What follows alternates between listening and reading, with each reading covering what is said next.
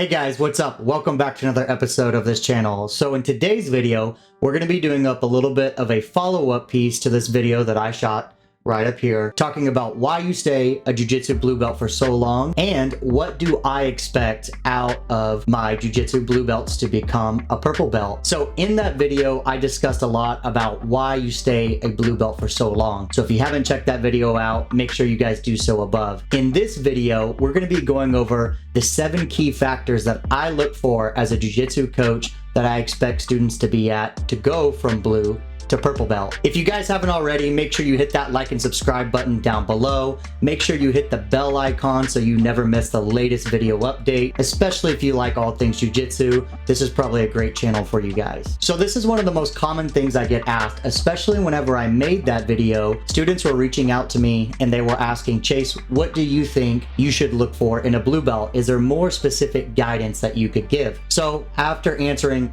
countless emails and comments, I figured I'd shoot a video over it. So I'm super excited to share this information with you guys. The reason why it takes so long to get from blue to purple belt is because of the required information and knowledge that you need to become a purple belt. And this is hard for students to wrap their brain around when they first become a blue belt. So let's get into the 7 things. The first thing that I expect is what I call deeper knowledge. Obviously, I expect purple belts to know more techniques and concepts than blue belts, but I expect them to know it on a deeper level. I'm not expecting them to maybe make the same mistakes as a white belt would make or a new blue belt would make. So when they're doing a technique such as like a triangle, I'm making sure that they have very specific things in place. There's just these common pieces of information that they should have drilled into their brain, and it should be a deeper level of knowledge. They should also be able to start connecting techniques to one another. They should be able to see how multiple techniques are combined in different pathways they've already started to build in order to get to these techniques. I think a common thing that a lot of jiu-jitsu students kind of struggle with, especially from blue to purple belt, is the idea of taking ownership of their own jiu-jitsu. In the beginning of our jiu-jitsu career as a white belt, you're very much handheld and your instructor's telling you exactly what to do. You don't know any information, so you're clinging on to everything. I expect a purple belt to take their education to the next level. They should be doing research. They should be combining all kinds of techniques and aspects and starting to expand what they know. Eventually, a black belt determines their own training. They don't just rely on their own instructor to keep telling them exactly what to do. It's more of a guidance. I expect deeper knowledge from my purple belts. Expectation number 2. I expect the purple belts to now have some kind of a game. Their game doesn't have to be perfect, but through your journey from blue to purple, you should be figuring out what areas you're strong in and which areas you're weak in.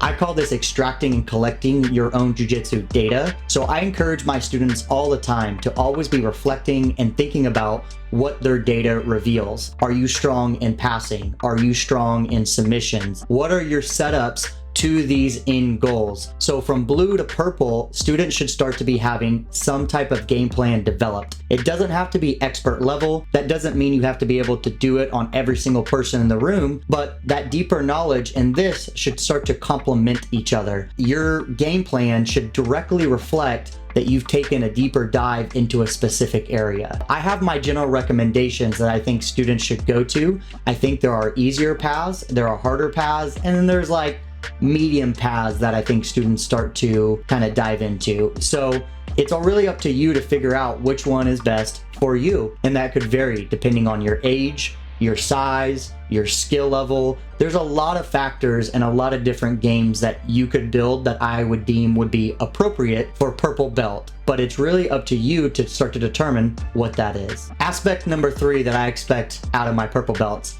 is they can't be afraid to fail. There'll be times where I see students, especially at blue belt, they start to develop the game that I talked about in the previous point. But what happens is they start only sticking to that game plan. A lot of times they're afraid to fail. They're afraid to try maybe a newer technique or their game plan. If it's not perfectly ready yet, against a student that they know might shut it down. So maybe they're training with a brown belt and they feel like, man, there's no point in even trying this game on a brown belt because they're just going to shut it down. You can't be afraid to fail at purple belt. I'm wanting you to see from your blue to purple belt journey that you're willing to take dives into new aspects, that you're willing to expand your mindset. You're trying different kinds of guards, different kinds of sweeps. You're going to try things that you're going to be absolutely terrible at. And that's part of the beautiful thing about jiu-jitsu. Your blue to purple belt is going to be your biggest growth period that you have in jiu-jitsu, or at least one of them outside the first day that you walked in the door. But when you start to become skilled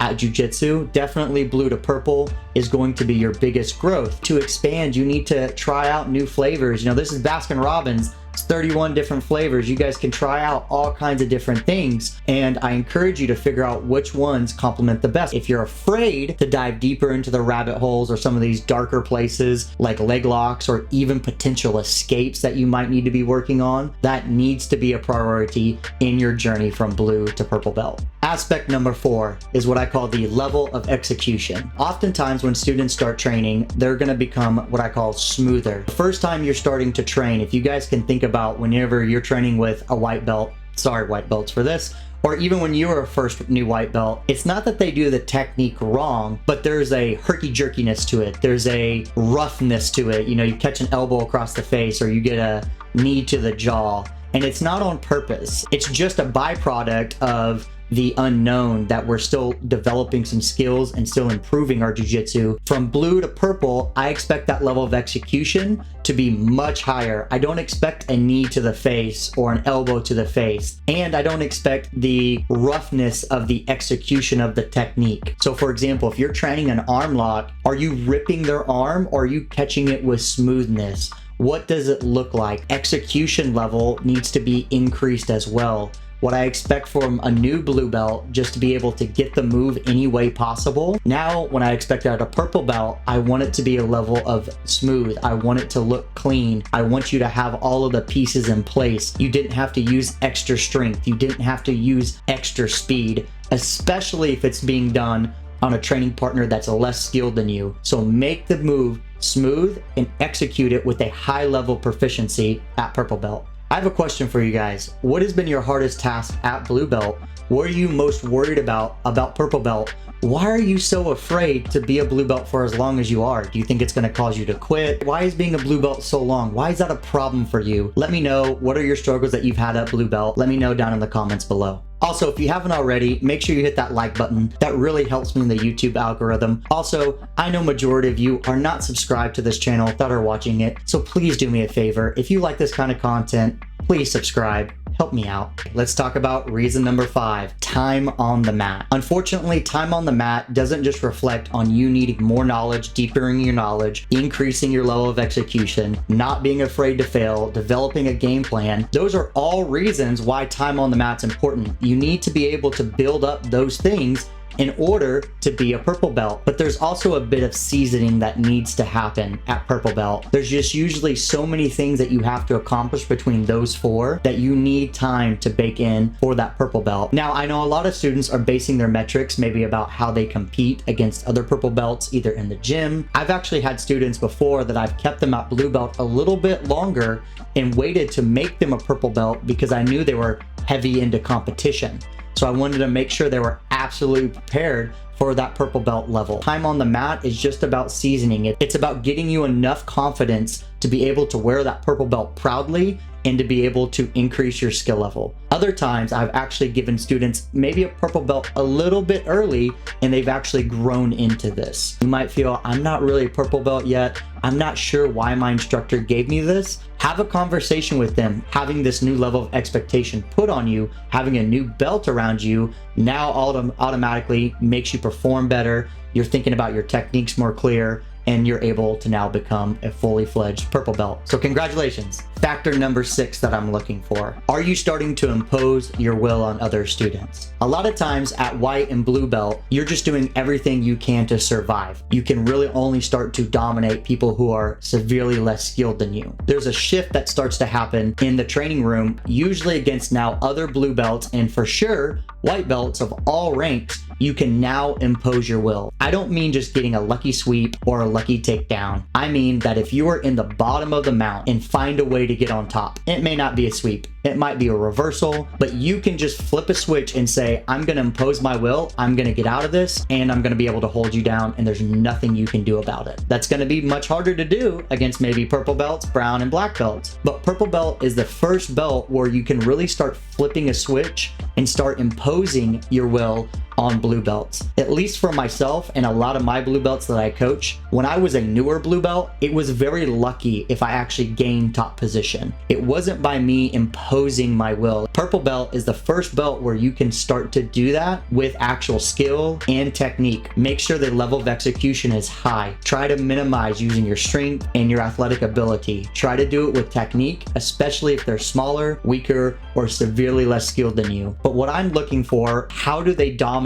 How do they impose, maintain top position, control, and not let the lower belt actually start to escape with ease? If you're looking to become a purple belt, start figuring out ways to dominate and impose your will from more of a top position. And the last one, focus number 7. I'm looking for a shift in mindset. There's this shift that should start to happen between your blue belt to purple belt career, where in blue belt, you're just usually so excited that you became a blue belt. You're not the new kid on the block anymore. You're starting to have more success. Often what I see is that makes students sometimes a little bit closed-minded. At purple belt, I need you to shift to be more open-minded, not just learning techniques and concepts, but how you learn and train jiu-jitsu. It's super important that, especially by the time that you become a purple belt, you have some kind of training plan and some type of training process. Can you take a brand new technique that you've never learned before and strategically train it to become more proficient at it? You need to find your own and you need to develop one. A lot of times I will see blue belts, they start that journey and then they find it either too hard or they don't want to think anymore. They don't want to put the time and effort into it. I just want to come to jiu-jitsu to relax, and then they end up starting to fall off. That's why purple belt is so hard, because it's not just about learning more techniques. It's about learning jiu-jitsu better, understanding it better, and applying these ideas on a more daily training basis. So it's going to take work. So if you found a lot of this information helpful, this is what I do on a daily basis. I help jiu-jitsu students either online or in person make sure that their jiu-jitsu increases and improves faster. One thing that you guys can do is down in the resources below, I have something called the acceleration guide. My acceleration guide will help you guys deeper your knowledge level, teach you a basic strategy of how to develop your jiu-jitsu, and guide you through the multiple jiu-jitsu hierarchies that are out there in jiu-jitsu that you're gonna have to experience throughout your career. So if that's something that you would like, make sure you guys download that below. Make sure, if you haven't already, check out this video above here talking about how do you determine if you're progressing in jiu-jitsu. And until next time, I'll see you guys later.